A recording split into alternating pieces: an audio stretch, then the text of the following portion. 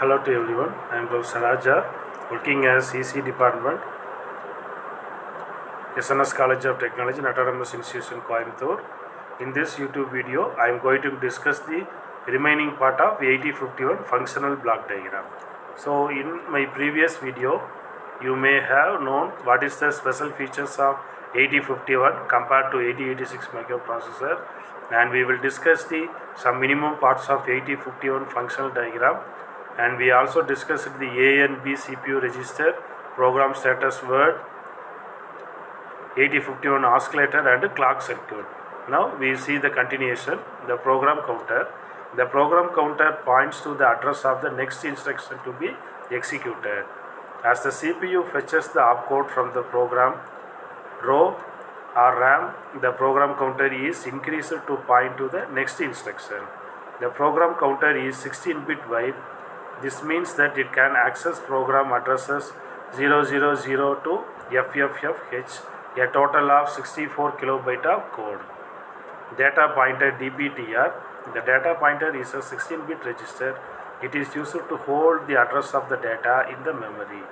The DPTR register can be accessed separately as low 8-bit and a higher 8-bit. It can be used as a 16-bit data register or two independent data register. The stack and the stack pointer. The stack is a section of RAM used by the CPU to store information temporarily, because it is a temporary storage buffer. This information could be data or an address. The register used to access the stack is called the stack pointer or stack register. The stack pointer in the 8051 is only a 8-bit wide. Operation of stack is shown in this figure. First, once the data is come, it is given in the first priority of the stack. Once the first priority of the data is over, then it will be popped to the next instruction. Internal memory. 8051 consists of 128 bytes of RAM. Directly addressable range is 00 to F7F hexadecimal. Indirectly addressable range is 00 to FF hexadecimal.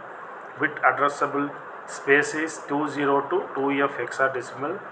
4 register banks are available, that is 00 to 1F hexadecimal. Internal RAM. The 128 byte internal RAM is shown in this next figure, and it is organized in 3 areas. First one is the working register, second one is the bit addressable, and the third one is the general purpose internal RAM. External memory. External memory is used in cases when the internal ROM and RAM memory available on chip is not sufficient. Two separate are made available by 16-bit program counter and the DPTR, and by different control pins for enabling external ROM and RAM chips.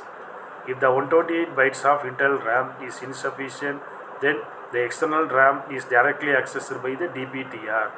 In the 8051 family, external RAM is up to 64 kilobyte of data to be added to any chip. Input-output ports.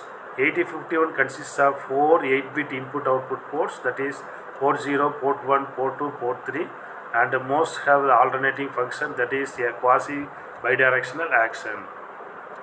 Input-output port structure. The internal circuitry for the input-output port is shown in the next figure. If you want to read it from a pin, you must first give the logic 1 to the port latch to turn off the FET. Otherwise, the data is read it always in the logic 0. When you write to the port, you are actually writing to the latch, that is a logic 0 given to the latch will be inverted and turn on the FET, which cause the port pin to be connected to the ground 0 or logic 0. This is the structure of how an input-output port is shown as the output medium. Interrupt system, a very important system in 8051. 5 interrupt system sources are available in 8051. First one is the external interrupt, second one is the timer 0, third one is the external interrupt 1, timer 1, serial port R1 bar T1. Each interrupt type has a separate vector address. Each interrupt types can be programmed to one of two priority levels. External interrupts can be programmed for edge or level sensitivity. So in this YouTube video, I will discuss the remaining part of 8051 microcontroller structure, that is how this 8051 is different from 8086 and the various internal parts of 8051 are discussed. In next YouTube video, I am going to discuss some important case study applications of microcontroller and embedded system. Thank you.